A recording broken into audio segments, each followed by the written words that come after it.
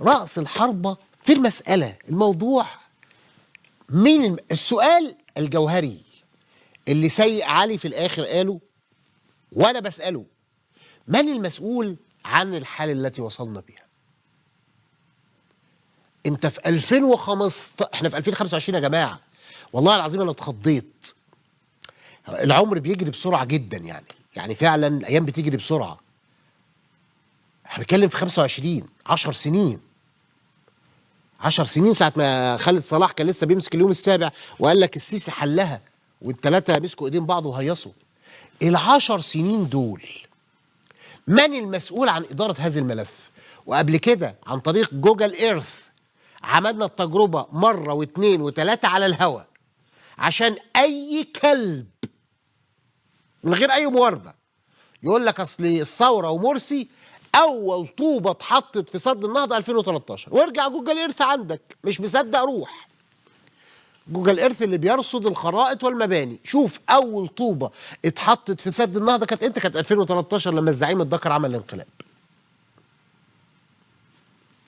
هو اتبنى في عهدك 10 سنين. اثيوبيا بتلعب بيك الكرة الشراب، يبقى مين المسؤول؟ دخلت في مفاوضات، يبقى مين المسؤول؟ خليني بس اسمع تصريحه النهارده وارجع ارص لكم الليسته، لان معظم المصريين بينسوا تصريحاته وكلامه. خلينا نسمع.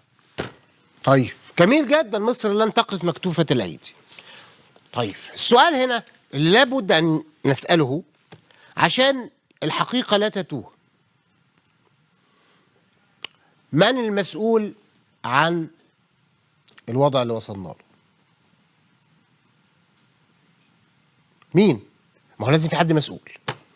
الثورة وهي اللي عملت كده وخلت مصر عرت كتفها وعرت بطنها وعرت ظهرها. انت جيت 2013 بتحكم، ورحت 2015 عملت اتفاقية ورفعتوا ايديكم انتوا الثلاثة وقلت لهم ما تقلقوش، محدش ضيعكم، انا ما ضيعتكوش قبل كده عشان اضيعكم، ومفيش خلاص وما تقلقوش. وكل مذيعينك وكلابك طلعت تعوي تقول ما تقلقوش.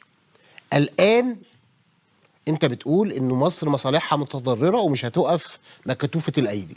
مين المسؤول؟ تصريحاتك السابقه.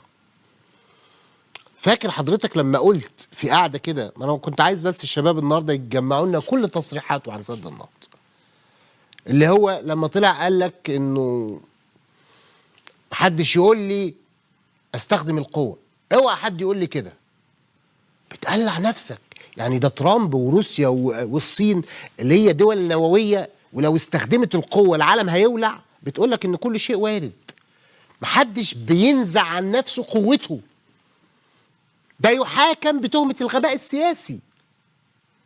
تطلع ازاي تقول للناس ما حدش يكلمني؟ في الوقت نفسه كان بيرد عليه ابي احمد ويقول لك احنا هنجهز 1,000,000 اثيوبي للدفاع عن بلادنا.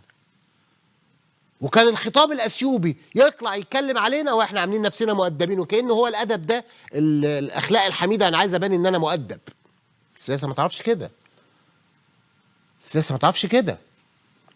مين المسؤول اللي وصل انه يعالج القضايا السياسيه بهذه؟ اللي لو باسم يوسف كان شغال زي زمان مش طالع ضيف كان فشخه. لما طلع قال له قول والله والله والله 3 مرات ان انا ما هضر مصر.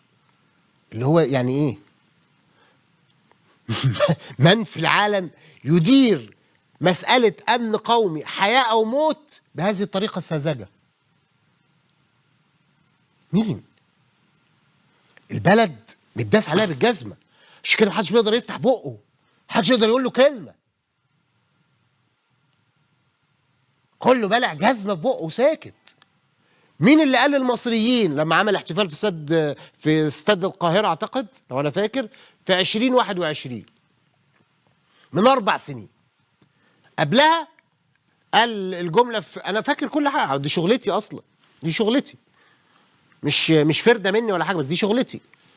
في مؤتمر الشباب لما كان فاكرين لما كنا بنجيب شباب من كل حتة، فاكرين بنجيب شباب من كل حته في العالم ونستضيفهم ونديهم فلوس وباكت ماني وطيران بيزنس كلاس وفنادق 5 نجوم عشان فخامه الزعيم يقعد يتكلم قدام الناس ويبقى فاكرين؟ فلوس كانت قد كده زي الرز.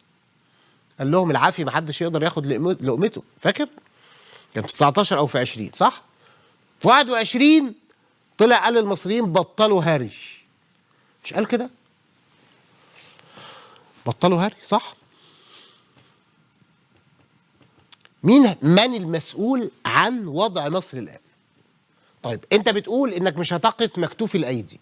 تقدر تقول لي ما هو الذي تفعله، ما الذي يمكن أن تفعله مصر؟ هتذهب لمجلس الأمن؟ ذهبت له قبل كده، حتى لو طلع لك قرار لا مؤاخذة بله وامسح بيه قفاك. هتروح محكمة الجنائية؟ ما تقدرش. الاتفاقية اللي انت ماضي عليها منعاك حتى تروح للتحكيم الدولي، لان الاتفاقيه اللي انت ماضي عليها بتقول لك لازم الثلاثه يتفقوا، واثيوبيا تقول لك لا مش متفقه. الاتفاقيه اللي انت ماضي عليها لوحدك، اللي انت منعت عباس كامل حتى يدخل معاك.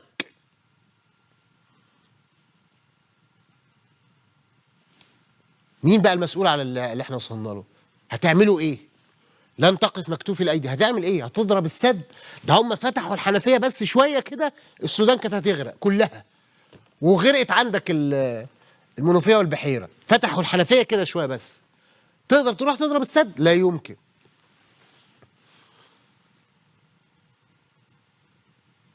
ترامب اداك الضوء الاخضر.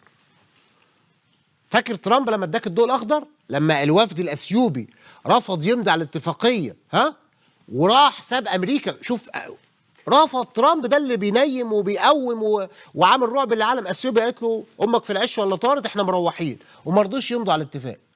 وطلع ترامب كتب تويته اللي هي معناها انك لو ضربت اثيوبيا ما عندهاش مشكله، والسد ما كانش اتملى منه ايه، كانت مرحله تقريبا، مرحله او ما كانتش لسه كمان. يعني كنت هتجيبه على الارض ومفيش مشكله ومعاك ضوء اخضر. قال لك لا، اصل الاخوان عايزيننا ندخل حرب، عايزين يورطوا مصر. ده الفخ، ده الصقر بتاع المخابرات نجا من الفخ. طب يا حيلتها، نجيت من الفخ الحمد لله. طب دلوقتي وانت بتعترف انتوا وشله الارضيش بتاعتكم ان الموقف بتاعكم زي الزفت وانك مش هتقف ساكت، هتعمل ايه؟ دكتور ممدوح حمزه، انا عندي المعلومه والله ما قالها لي الدكتور ممدوح حمزه، عشان بس يعني ما فيش اي تواصل بيني وبين الراجل. راح للمخابرات السنه اللي فاتت لما كان عباس موجود، قبل ما عباس يمشي. مش عارف بقى السنه اللي فاتت ولا امتى، عباس كامل كان موجود. وراح قال لهم يا جماعه في 1 2 3 4 واخر فرصه لضرب سد السرج. اخر فرصه لضرب سد السرج هي دي. بعد كده لما اتملى خلاص الموضوع هيخلص ومحدش هيقدر يضرب حاجه. يلا اتفضلوا روحوا. قالوا لا، روح يا دكتور مشكور جدا، ما تقلقش، احنا عارفين احنا بنعمل ايه، ومفيش كوبايه ميه هتنقص من حصه مصر.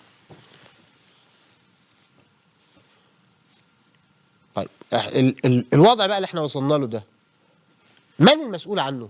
هو مش ده ألف ب إعلام معارض أو مؤيد إذا كان في أي حتة في العالم. ففي وضع زي إسرائيل كده. إسرائيل مش عندها مصيبة سوداء مثلا؟ كان في 7 أكتوبر كانوا دايما وهم بيحاربوا على عدة جبهات يقول لك طب مين المسؤول؟ و7 أكتوبر دي مش هيتحقق فيها عشان نعرف مين المسؤول عنها، عشان يلبس البلوى السوداء؟ من المسؤول؟ هذا السؤال أوجهه يا سيدي للدولة المصرية. من المسؤول عن الوصول لهذه الحالة؟ هتقول لي اصل احنا تعاملنا باخلاق واثيوبيا لوعت في المفاوضات. يعني انت بتعترف ان انت ساذج، قروي ساذج بسيط زي اسماعيل ياسين في العتبه الخضراء. الاثيوبيين